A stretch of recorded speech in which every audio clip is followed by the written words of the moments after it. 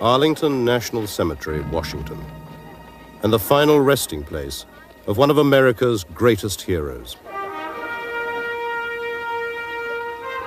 Each year, 3.5 million people pay homage at this shrine to the memory of President John F. Kennedy. They also come to ponder one of the greatest murder mysteries of all time.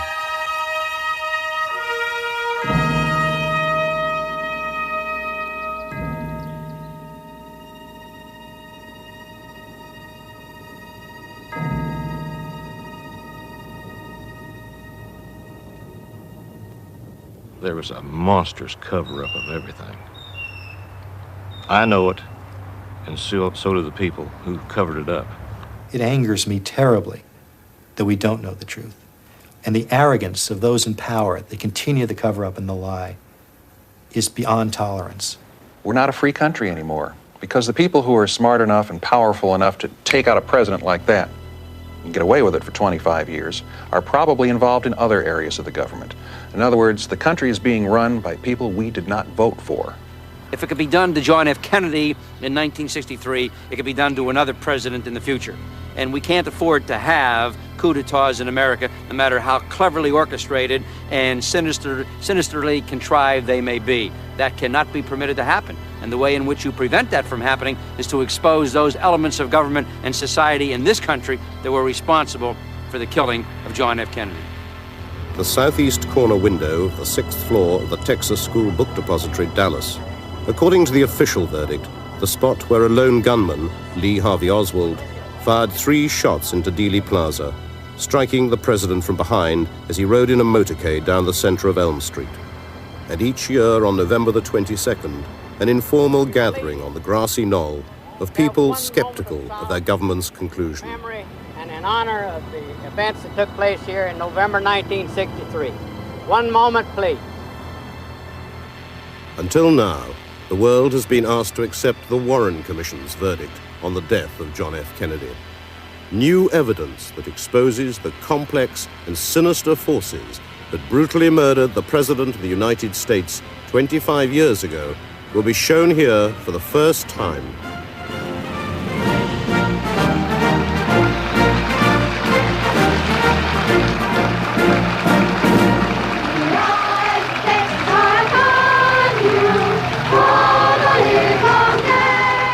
President Kennedy's last day began at a Chamber of Commerce breakfast in Fort Worth. In his entourage were Vice President Lyndon Johnson and the Governor of Texas, John Connally. Basically, his purpose for his visit to Texas, it was not just to Dallas, was to raise money for himself and for the Democratic Party, and also to enhance his standing, because he was looking forward to the election in 1964. Couldn't let you leave Fort Worth without providing you with some protection against the rain.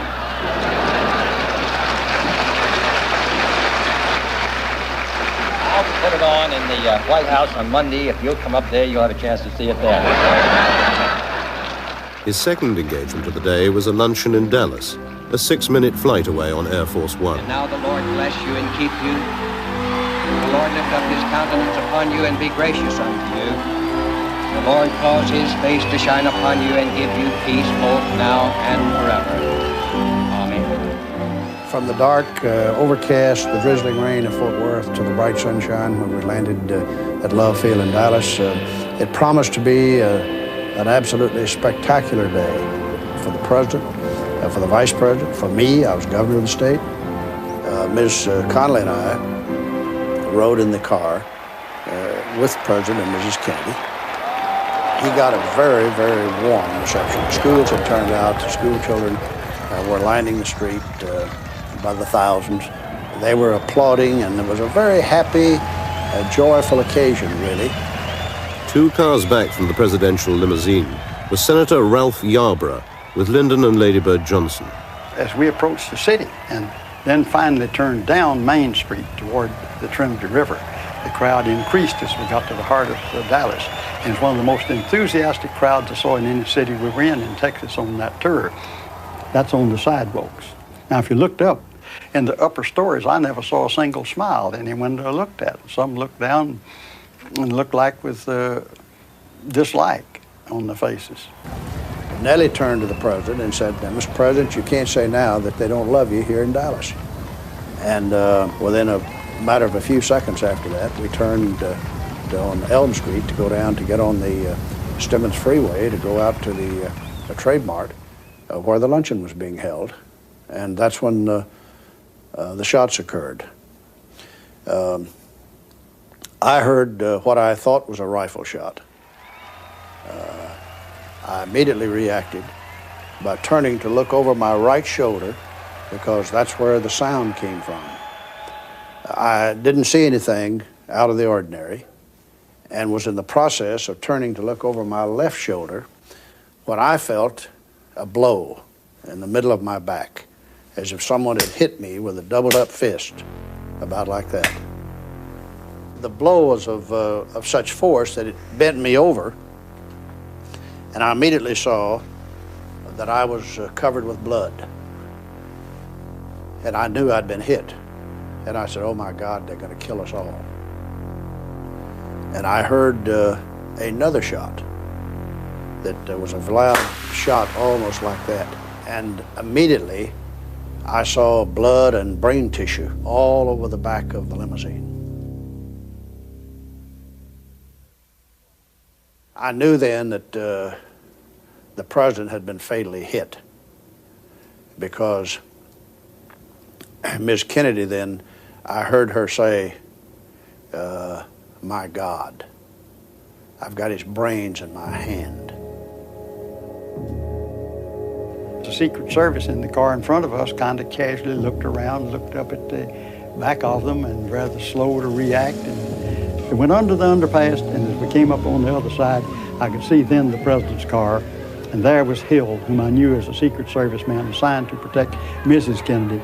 He was lying across the back to hang on with arm over in there so he could hang on at that high speed. His face turned back towards us, just writhed in agony and beating with his hand on there like a terrible thing has happened. I knew then that Kennedy had been shot. And within several minutes, we came to Parkland Hospital, and the Secret Service immediately jumped out the minute Johnson was there. They practically pulled him out and formed a cordon around him, 4 or 5, and one of them said, "Mr. President." I knew then Kennedy was dead, and I walked up to the car where Mrs. Kennedy was still there on the back seat, lying there with her head bowed over, covering her husband's head, his blood running down her leg and on her clothes, and twice saying, "They've murdered my husband. They've murdered my husband." It's the most tragic sight of my life. While the senator wept for his president, inside Parkland Hospital, doctors battled to resuscitate him in Trauma Room 1. My most vivid impression of the entire agitated scene was that his head had been almost destroyed. The face was intact but very swollen, and it was obvious that he had had a massive wound to his head. We decided that the president was dead, and Dr. Clark, the chairman of neurosurgery, had come in the meantime, and he had walked up to the head of the patient and looked inside at the wound and shook his head. President John F. Kennedy died at approximately 1 o'clock Central Standard Time today here in Dallas. He died of a gunshot wound in the brain. Dr. Berkeley told me it's a simple matter, Tom, of a bullet right through the head. On duty at Parkland throughout these events was Aubrey Reich, an ambulance driver for the O'Neill Funeral Home. He was approached by the Secret Service. They told us to go into the trauma room and prepare the president to be moved.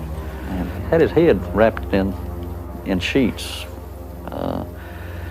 I was, at the time, didn't know where he had been shot or what, and we was all very sad, everybody's choking back tears. But Dr. Earl Rose was a forensic pathologist, well trained in medical legal autopsies, and he appeared at Trauma 1 and said, "This is a homicide in Dallas County, and I will do the autopsy on President Kennedy." In the meantime, a casket had been acquired and the president's body had been placed in it, and he was informed by the Secret Service that if he didn't get out of the way, he would be run over by the casket as they were leaving. This was the President of the United States, and they were taking him back to Washington. There was a lot of cursing going on. I was embarrassed, especially for Miss Kennedy, because she was standing right behind us. The priest was there. A lot of what I thought was too foul of language to be going on. It was a terrifying type thing. I mean, it's hard to believe, that grown people could be so childish about things and everyone trying to take over. Vice President Johnson had already left for the airport, shortly to be followed by Jackie Kennedy with her husband's body. The casket was manhandled up the steps of Air Force One. Minutes later, Johnson was sworn in as the new president. Barely 3 hours after arriving in Dallas, the plane left for Washington. In Dealey Plaza, in the chaos immediately after the shooting, there'd been confusion about where the shots had come from. Over 50 known eyewitnesses believed that there was a gunman up on the grassy knoll, but the police quickly focused their attention on the book depository. The police were in the building within 90 seconds. In the southeast corner of the 6th floor, 3 spent cartridges were found lying closely together against the wall, near a half-open window that overlooked the motorcade route. Later, a rifle was found on the same floor by Deputy Sheriff Eugene Boone. In the far corner of the stairwell, you could not see this corner of the building at all from the stairwell. That's where I found the rifle, over in the northwest corner of the building. There were 2 rows of books. The outside row was 2 cases high, and as I looked in the crevice, I saw the rifle in there. It was an Italian Manica Caccano of World War II vintage, worn and rusty and with a misaligned scope. Despite intense efforts over a 3-day period, the Dallas police and the FBI were only able to find Oswald's smudged palm print on the rifle after his death.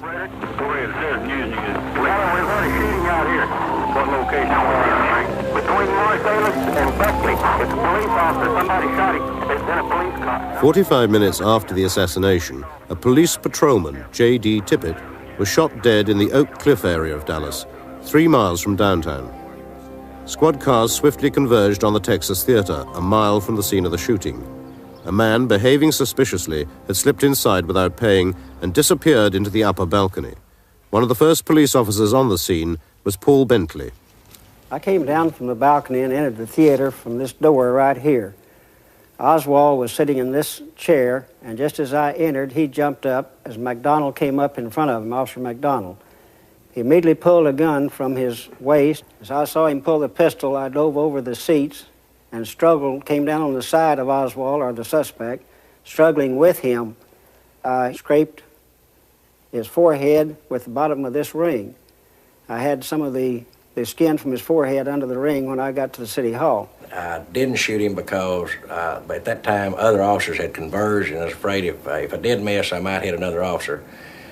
And it seemed like 100 years before I could get that gun out of his hand and get it into my belt. And then after I got the pistol away from him, I let my pistol go back into the holster, and then I popped him one upside of his head. The way he acted, you'd think he'd barely been arrested for perhaps a traffic ticket, because he never had the usual symptoms of nervousness like breaking out in a sweat or shaking or anything like that. He was just a real cool individual. And you'd never think just by looking at him that he was the one that was going to be accused of killing the president and Officer Tippett. Oswald, the enigmatic ex-Marine who briefly defected to Russia and was working at the book depository on the day of the assassination, claimed he was in the 2nd floor lunchroom at the time of the shooting. The first to interrogate him was Gus Rose. I looked up and I saw some officers bringing a man in who was handcuffed. And when I asked them what they had, one of the officers told me that they had the man here who had killed Officer Tippett. And I took the handcuffs off of Oswald and asked him who he was. He refused to tell me, so I searched him. And in his pocket he had a wallet, and in the wallet was 2 pieces of identification. One card said Lee Oswald, the other said Alex Hydell. When I asked him who that was, or which one of these he was, why, he became belligerent and something to the effect he said, "You're the cop, you figure it out." Oswald, did you shoot the president? I didn't shoot anybody, sir. I haven't been told what I'm here for. You have a lawyer? No, sir, I don't. The gun was fired one time by the suspect, but luckily it misfired. Fought with us like a wild man, and is there any doubt in your mind, Chief, that Oswald is the man who killed the president? I think this is the man that killed the president. From the moment of his arrest, Oswald was presumed guilty and portrayed to the world as a lone nut assassin. But he vehemently protested his innocence at every opportunity. Well, what the situation is about, nobody has told me anything except that I'm accused of murdering a policeman. I know nothing more than that, and I do request for someone to come forward to give me a legal assistance. Did you kill the president? No, I've not been charged with that. In fact, nobody has said that to me yet. The first thing I heard about it was when the newspaper reporters in the hall asked me that question. You have been. Nobody said what? Sir? You have been. Nobody said what? Okay, man, hear you then. Okay. Visibly shaken by this news, Oswald was to be interrogated for a further 36 hours. A policeman hit me. Before his transfer to the county jail. You regard the county jail as a more secure place to house the prisoner. Is that why you're transferring him from the city jail? It's customary after a man is filed on that he be transferred. We only keep him in our jail until he is filed on. Necessary precautions will be taken, of course, but I don't think that the people will try to take the prisoner away from us. On the Sunday morning, Oswald was escorted through the basement of police headquarters by detectives Jim Lavelle and L.C. Graves. Jim Lavelle and myself and Oswald stepped off the elevator, walked a few steps, and waited till we got the all-clear signal to go on out to where the car was supposed to be parked waiting for us. But the car was not in place. Consequently, when I walked out, I was looking to my right where the car was being backed into position, but it wasn't where it ought to be. I could see this crowd of people to my left, which include police officers and news reporters, cameramen, and so forth. I saw Ruby in this crowd to my left.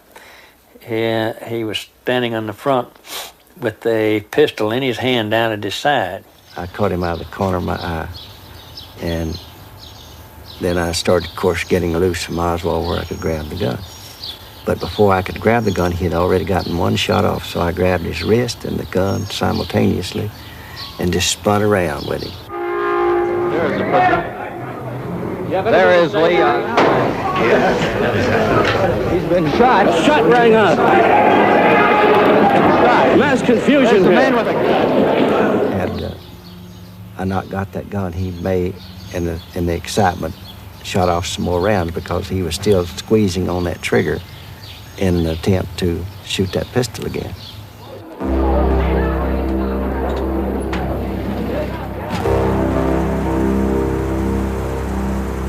I think Oswald really died just a short distance from the hospital because he stretched out, every muscle in him tight, and he just said, and then went totally limp. And as far as I know, he didn't make any move or sound after that.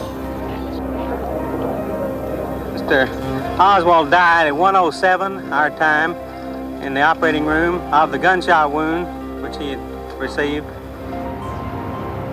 By the Monday evening, both Oswald and Kennedy had been buried, and the inquests begun. All investigations focused on the lone gunman theory, and within 2 weeks, a detailed FBI report declared the guilt of Lee Harvey Oswald. Secret Service reenactments supported their conclusions.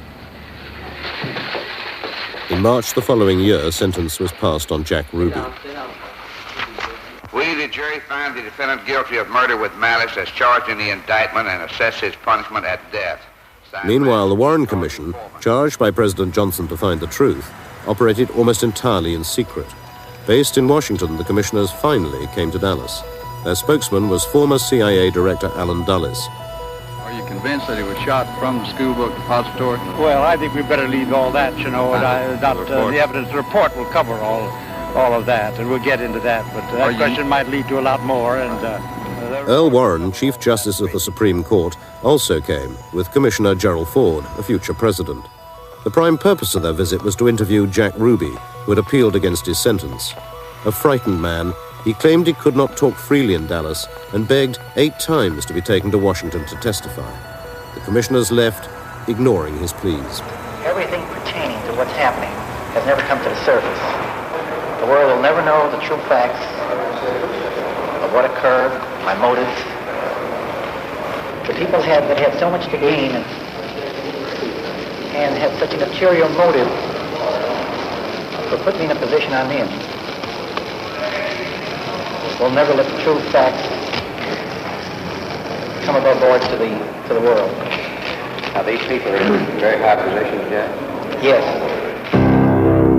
The Warren report concluded that Lee Harvey Oswald, acting alone, killed President Kennedy. Incarcerated in his cell overlooking Dealey Plaza for another 2.5 years, Jack Ruby suddenly contracted cancer and died at Parkland Hospital. With his silence permanently guaranteed, Ruby's body was flown to Chicago, the place of his birth, for burial. Only now, a quarter of a century after the president's death in Dallas, is the appalling truth behind his assassination and its cover-up revealed.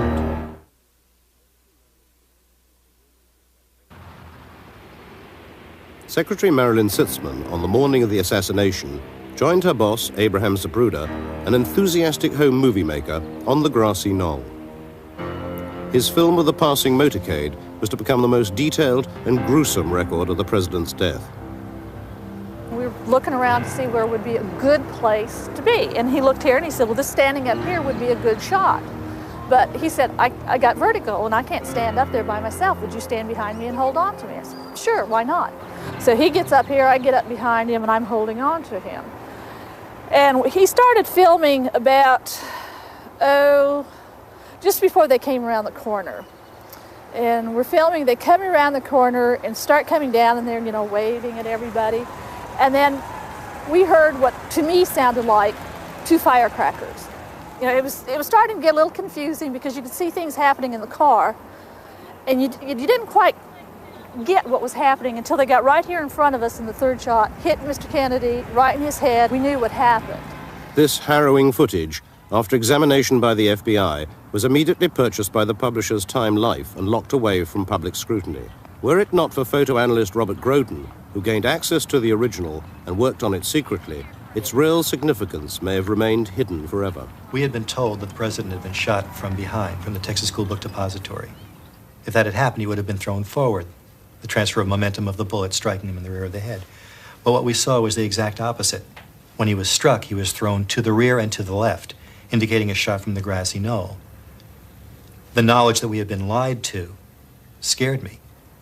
Yeah, I felt if anybody knew what I knew, that I'd be in a great deal of danger. So I didn't tell anybody. I quietly worked on the film for years. The more evidence that I was able to develop in the film, for instance, the timing of the shots, when the first shot was fired, which was a lot earlier than the Warren Commission had told us, at a point when Oswald, had he been up in that window, could not have fired the shot, until the most frightening, horrifying physical aspects, the nature of the wounds to the president's head, which are visible in some frames after the headshot, much clearer than anything the public has ever been allowed to see. Living with that became a horror. Trying to keep that, afraid of being discovered that I knew that, that's what frightened me the most. The Warren Commission ignored the film evidence of a shot from the front. They were also selective in their choice of eyewitness testimony.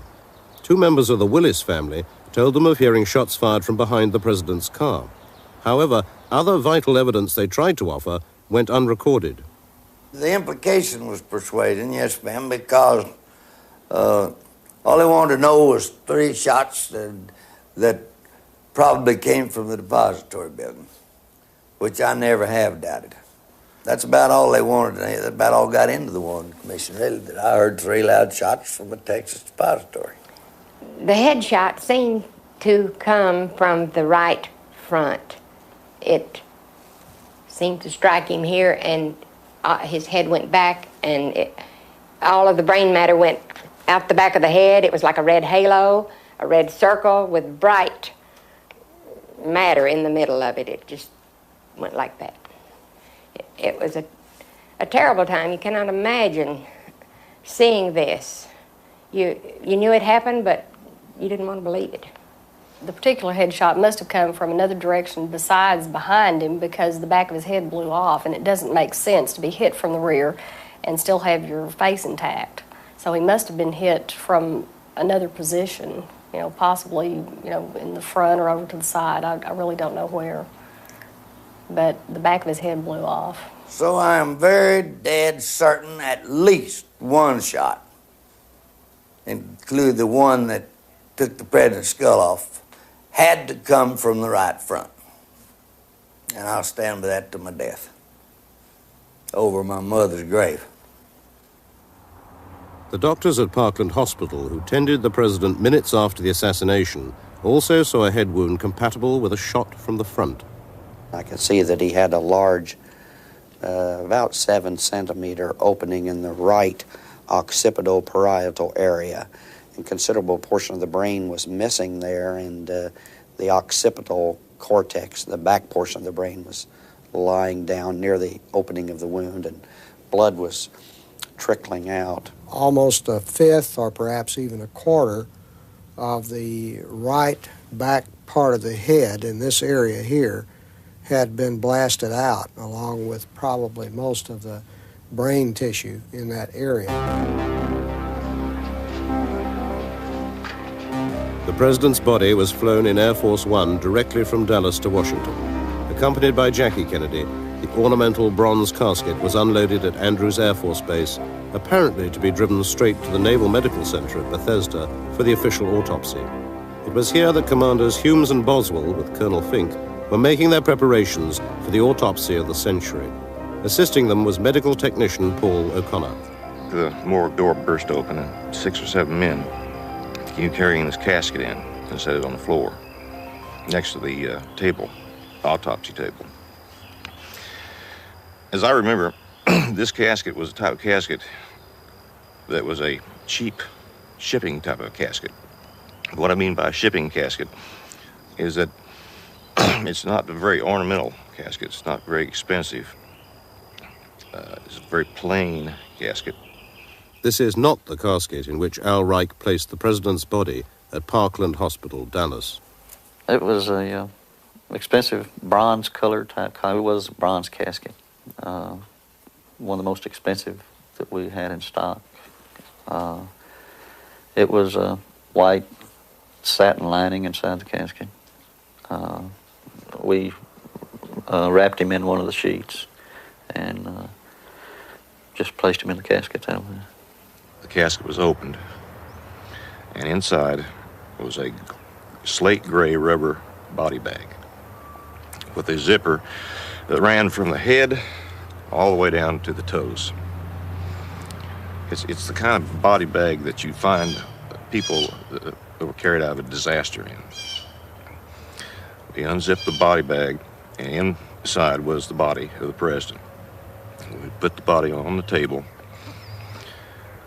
He was nude, no clothes on, but he had a white sheet, bloody white sheet wrapped around his face and his head. So between Parkland Hospital in Dallas and the autopsy in Washington, the president's body had mysteriously been placed in another casket and also wrapped differently. Since the autopsy, there has also been a major discrepancy in the description of the president's fatal head wound. It would be a jagged wound that involved the half of the right side of the back of the head. My initial impression was that it probably was an exit wound, so it was a very large wound. This is not what the official autopsy photographs show. Hidden away for a quarter of a century and shown here for the first time, they reveal the back of the head intact. The autopsy photographs show a massive wound, but it's in the right temporal area and into the parietal area, which is behind it, between the two. It is inconceivable to me that every single one of the witnesses who saw the president's head could be wrong, and specifically wrong, about this particular wound. They describe an avulsed, exploded open wound in the rear of the head. In the autopsy photograph, you see a small, neat wound of entrance.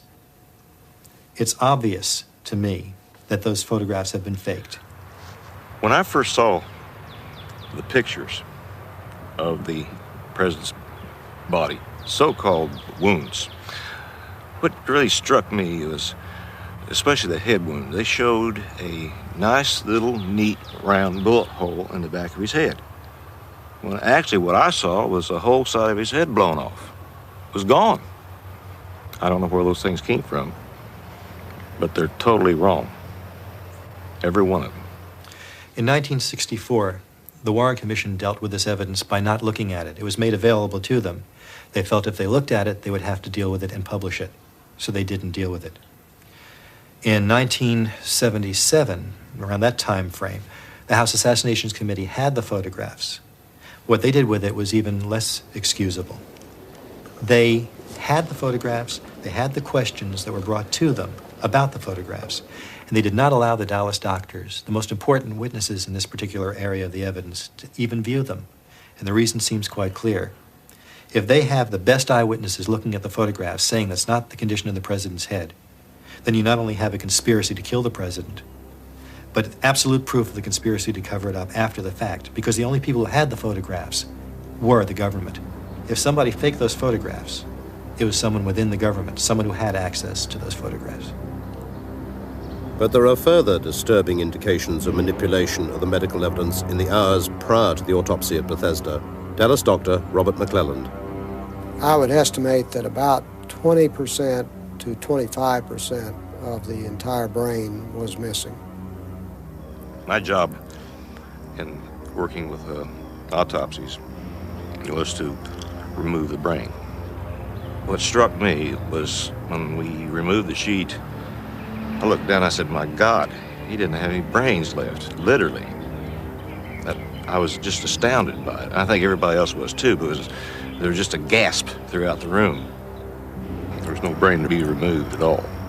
At any normal autopsy involving such gunshot wounds, the brain would have been sectioned and the bullet tracks traced and all bullet fragments examined. This was not done.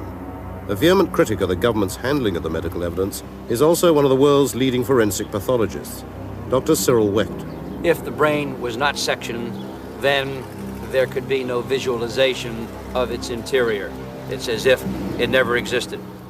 I am very, very suspicious, and I do think that it could have been the height of a sinister conspiratorial activity in the post-assassination cover-up in this case to make sure that the brain was not examined in order to be able to disprove, or at least to be able to withhold the attempts by other people, me and other critics, to prove that there was a second gunman firing from the right side. Because again, you see, that gets to the question of whether or not there was a conspiracy. Another long-standing critic of the official version of events has pursued the truth through the Freedom of Information Act, acquiring valuable documents which he believes prove a cover-up at the highest level. Former Senate investigator Harold Weisberg. Lee Harvey Oswald was killed by Jack Ruby on Sunday, the 24th of November. Nicholas Katzenbach was the acting attorney general and the deputy attorney general, and he knew immediately that Oswald wasn't going to be tried. They didn't have to put this evidence into court.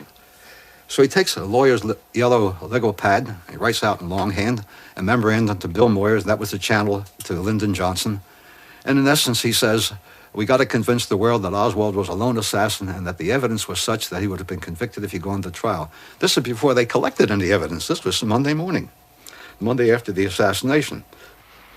The Dallas police were still collecting evidence and had to be stopped. After Oswald's death, the FBI swiftly requisitioned all the physical evidence, much to the chagrin of Police Chief Jesse Curry. I had a request, and I have it here, where Mr. Wade requested, said I request that you turn all of the evidence obtained in the investigation of Lee Oswald's assassination of the president over to the FBI for mailing to Washington.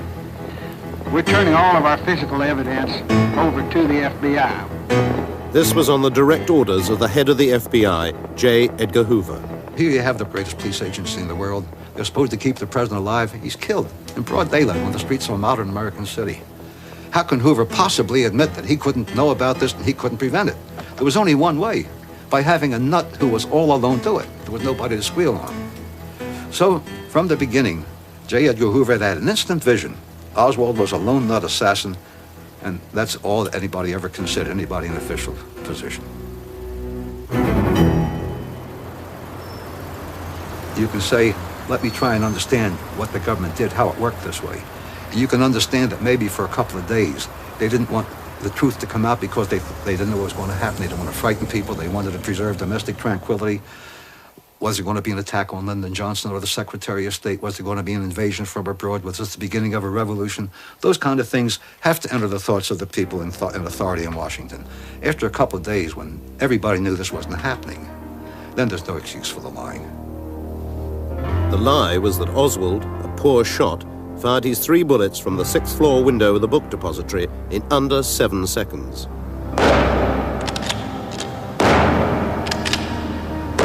No expert marksman has ever achieved this feat.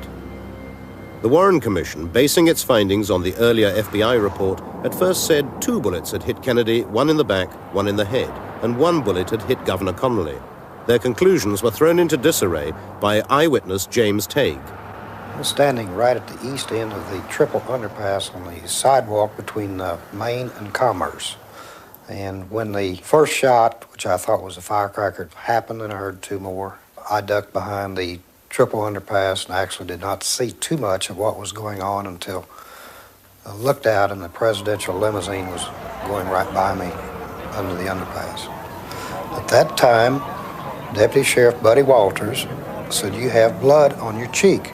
I reached up and there was a couple drops of blood. And at that time, I remembered something had stung me during the shooting. He says, "Where were you standing?" We walked back, and from about 40 feet away, we noticed a mark on the curb, a very fresh mark.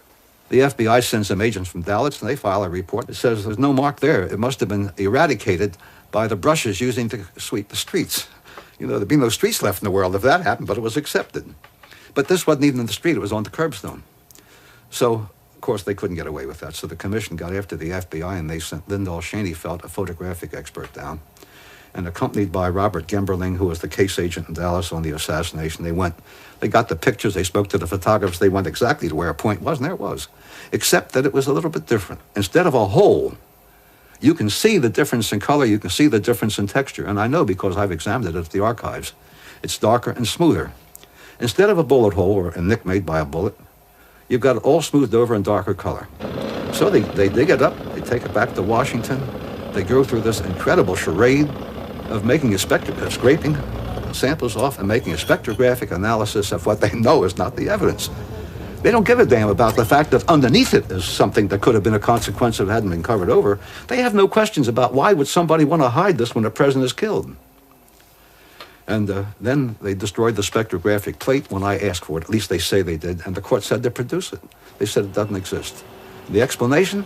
Not under oath, understand, just a possible explanation. It must have done it to save space. A 32nd of an inch in the world's largest collection of files, which the FBI has, they're saving space with 1/32 of an inch. But they get away with this in court. They did not want a missed shot. It would not fit. And my testimony would prove that there was one missed shot that went over the limousine and hit the curb beside where I was standing. It did change the outcome of the Warren report. So late in the day, the commission were left with only 2 bullets to cause all the wounds to both Kennedy and Connolly, and one of those bullets had to have injured both men. To explain this, Arlen Specter, a counselor to the commission, created the single bullet theory, known to critics as the magic bullet. The infamous magic bullet. We have that bullet exiting from President Kennedy's neck, moving forward and leftward and downward. It now stops in midair, it turns to the right, it comes back a full 18 inches, stops again, and then slams into John Connolly's back. It continues downward, and it goes through his wrist, and somehow they get that right wrist over to the left thigh. If you look at the Zapruder film, you'll see in the individual frames that John Connolly's right wrist is not near John Connolly's left thigh. The significance of this, the importance, cannot be exaggerated. It is impossible to overstate it. Why? Because the single bullet theory is the sine qua non of the Warren Commission report. It's not a matter of how much weight and credibility do you give to it.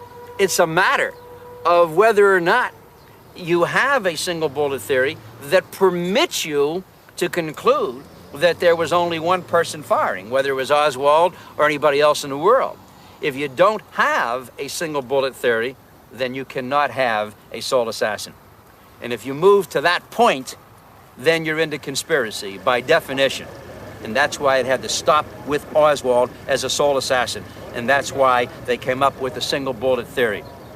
There's no question in my mind that that 26-volume set should be taken from the shelves of all the libraries where they now rest in the United States from nonfiction and placed in the fiction shelves along with Tom Sawyer, Huckleberry Finn, and Gulliver's Travels. That's where they belong.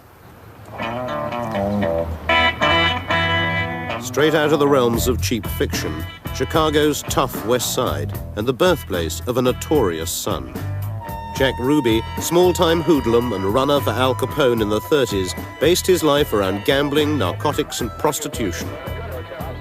His Carousel Club in Dallas was one in a long line of unsuccessful nightclubs, where Ruby often played host to members of the Dallas police force and the criminal underworld.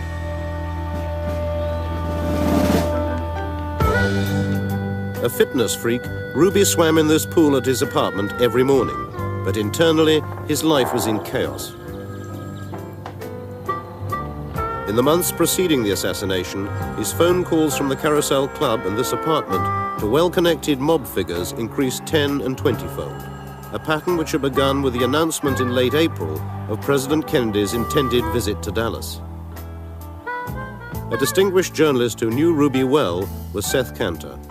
In the weeks immediately before the assassination of the president, unaccountably, Ruby had visits from some members of the underworld who he had not even seen in a period of something like 20 years.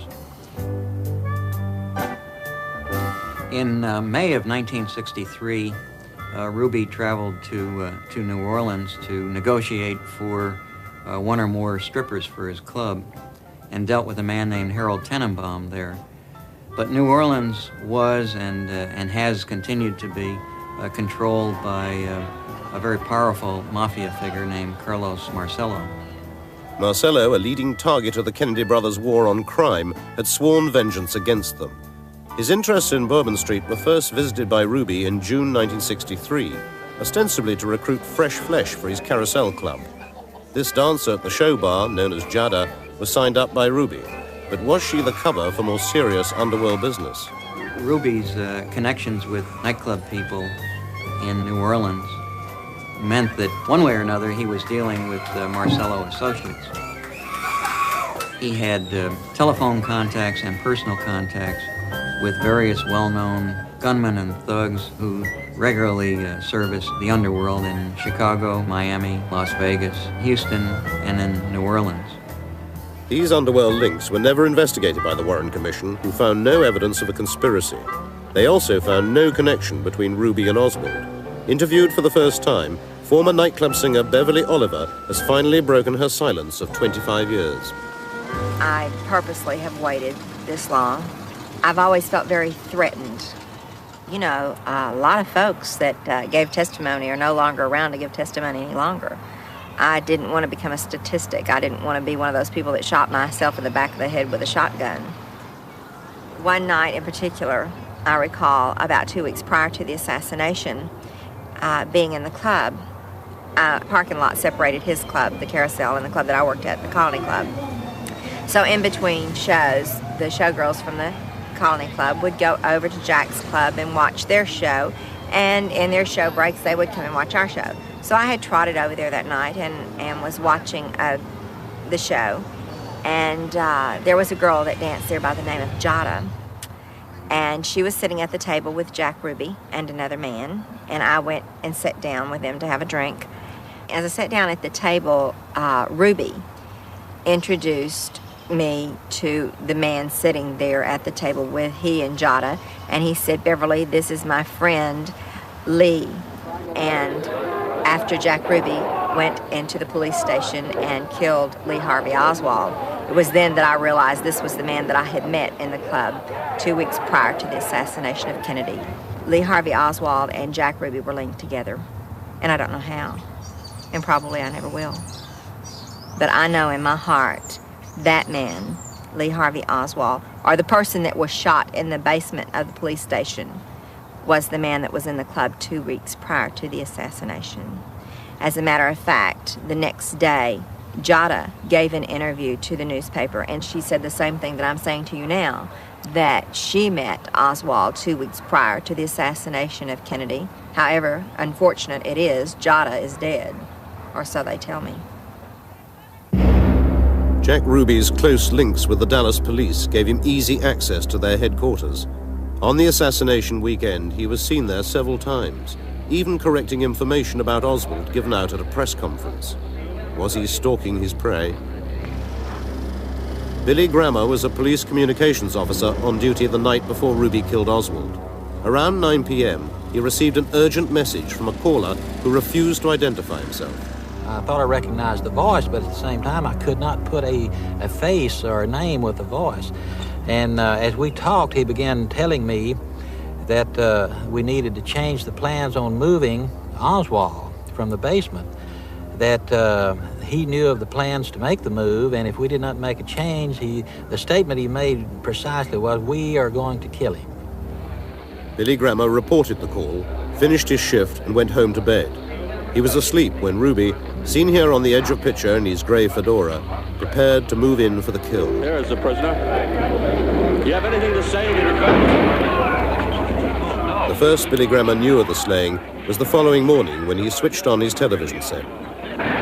No sooner than I turned it on and they were telling that Jack Ruby had killed Oswald, then I suddenly realized, you know, knowing Jack Ruby the way I did, this was the man I was talking to on the phone last night. At that time, I put the voice with the face, and I knew within myself that Jack Ruby is the one that made that call to me the night before. And I think it was obvious because he knew me and I knew him, and he called me by name over the telephone. And seeing this and knowing what I knew and what he had said, then to me it had to be Jack Ruby. He is shot. He is shot. Oswald. It is Oswald. While his victim lay dying on the floor of the jail office, Ruby was dragged past him and taken up to Oswald's empty cell, where he was interrogated by Don Archer. His behavior, to begin with, he was very hyper. He was sweating profusely. I could see his heart. Of course, we had stripped him down for security purposes. He asked me for one of my cigarettes, so I gave him a cigarette. Finally, after about 2 hours had elapsed, which put it around 1 p.m., the head of the Secret Service came up, and I conferred with him, and he told me that Oswald had, in effect, died, and it should shock him because it will mean the death penalty. So I returned and said, "Jack, it looks like it's going to be the electric chair for you." Instead of being shocked, he became calm. He quit sweating. His heart slowed down. I asked him if he wanted a cigarette, and he advised me he didn't smoke. And I was just astonished that this was a complete difference in behavior of what I expected. I would say that his life had depended on him getting Oswald. He made the statement, "We are going to kill him," which leads me to believe that this was not a spontaneous thing that happened on the spur of the moment. He was watching Oswald coming out the door, and all of a sudden he decided to shoot him. I do not believe that. I think this was a planned event with him being the man to do the shooting. I told you earlier this morning, I think it's a waste of time. I have no chance whatsoever. Startling new evidence of a conspiracy has emerged from a faded Polaroid photograph taken 25 years ago by Dallas housewife Mary Ann Moorman. Facing the grassy knoll, she took her picture of the president within 1/6 of a second of the fatal headshot. Horrified by the experience, Mary Ann was never to use the camera again. Mine is a Polaroid, and I can only take one every 10 seconds, and it was at that time whenever I took it. He was shot? No, I didn't. I must have sensed it immediately when he slumped, because in the picture that's the way she's there, and he slumped over. From the moment the president was hit until today, the terrible secret within Mary's picture has remained hidden. To me, it's kind of frightening to think that this could be, and no one has found it or cared to look for it. I'm talking about our federal agencies, that something could have been there all this time and no one cared to do anything about it. But someone has. We will reveal for the first time the man whose image has come from within this picture and who fired the shot that killed the President of the United States.